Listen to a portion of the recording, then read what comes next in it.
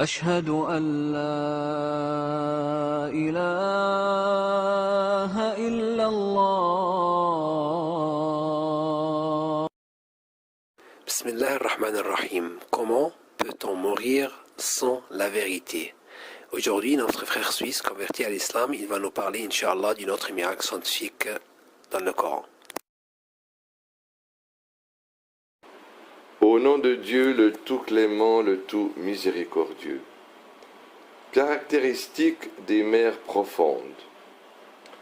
Allah exalté soit-il dit, les actions des mécréants sont encore semblables à des ténèbres sur une mer profonde.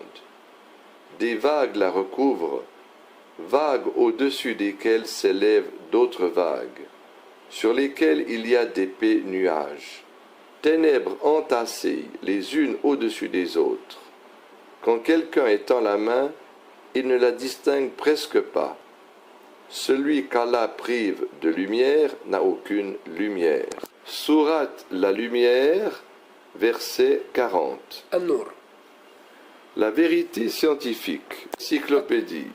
L'encyclopédie britannique dit, comme l'on peut le constater à partir des images satellitaires, le plus souvent les mers et les océans profonds sont couverts de nuages opaques peu translucides.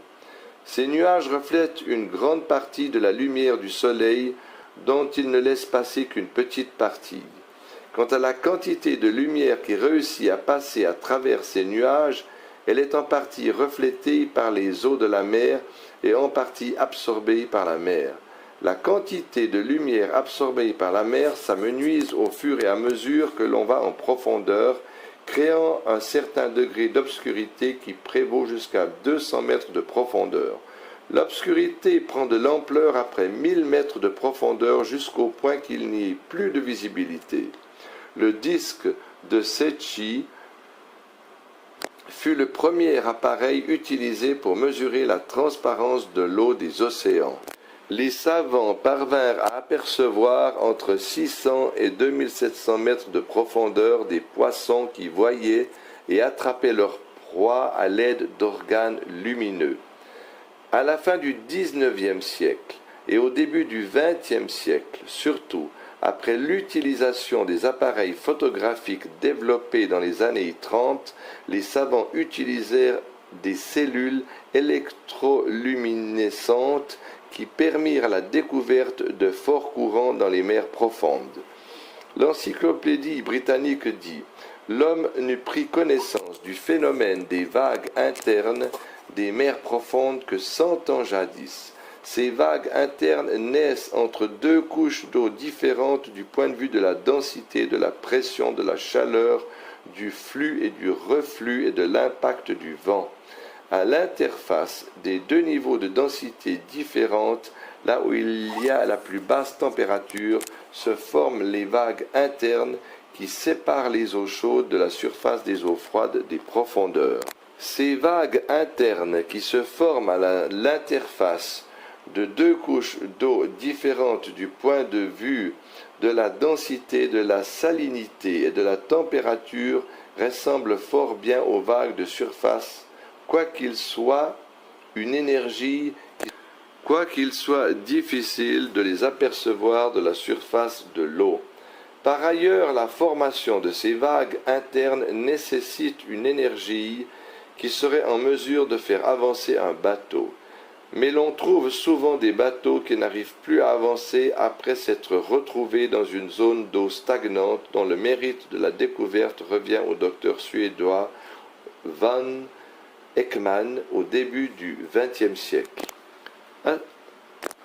Aspect miraculeux. L'homme a longtemps cru à des légendes qui avaient trait à la mer et aux océans. Les marins n'avaient pas alors d'informations scientifiques réelles concernant les mers profondes, car il y avait si peu d'informations sur les courants maritimes.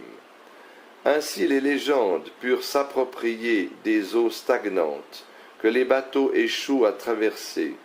Les anciens Romains crurent alors qu'il y avait des poissons suceurs dotés de vertus magiques qui causent l'immobilisation des bateaux.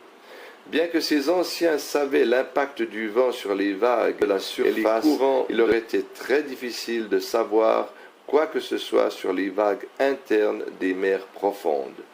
L'histoire de la science démontre que les études océanographiques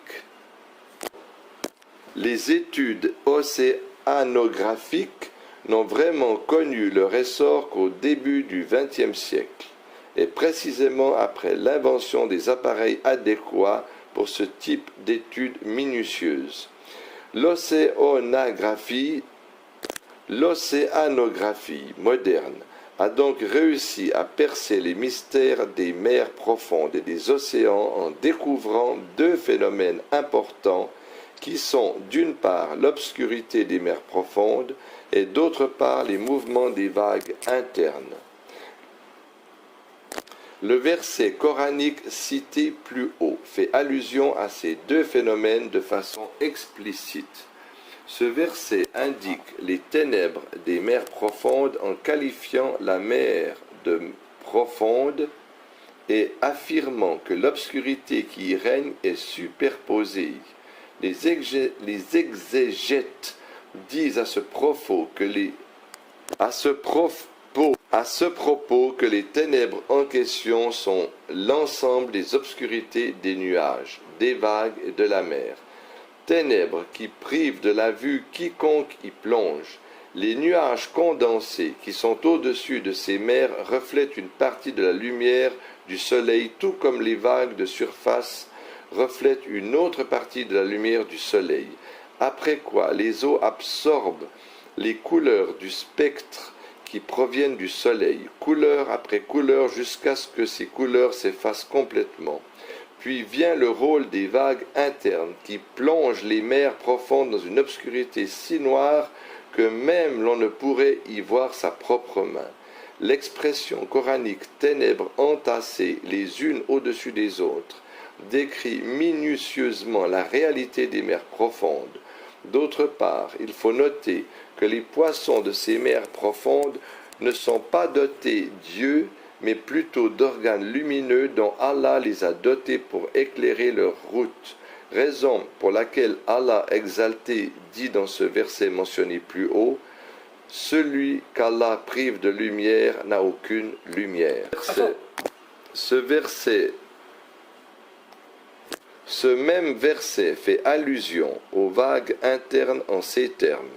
Sur une mer profonde, des vagues la recouvrent, vagues au-dessus desquelles s'élèvent d'autres vagues. Ce qui veut dire que la vague interne est au-dessus de la mer profonde. Les océanographes corroborent. Les océanographes corroborent cela en affirmant que la mer profonde est différente de la mer de surface en ce sens que des vagues autres que les vagues de surface se forment à l'interface des deux mers, ce que l'on ignorait 100 ans auparavant. Le Coran a mentionné ces réalités scientifiques étonnantes 14 siècles jadis. Qui a pu communiquer ces informations à Mohammed? Il va de soi que seul Allah, exalté soit-il, a pu le faire.